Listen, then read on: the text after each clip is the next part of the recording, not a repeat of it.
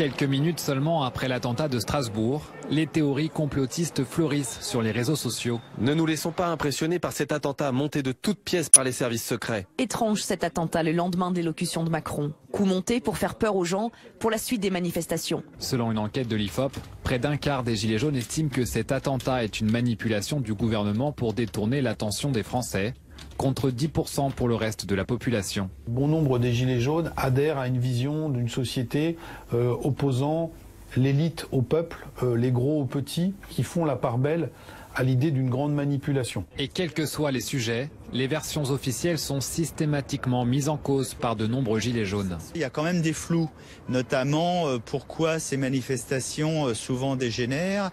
Est-ce que c'est une volonté de la part du gouvernement? Ce qui est évident, c'est qu'on nous cache beaucoup de choses. Près de la moitié des Gilets jaunes adhèrent également à la théorie du grand remplacement sur l'immigration. C'est 2 fois plus que le reste de la population. Une idée parfois cultivée, voire lancée par certains discours politiques. Avec cette nouvelle trahison silencieuse de la nation, nos dirigeants franchissent une nouvelle étape dans la submersion organisée de notre pays.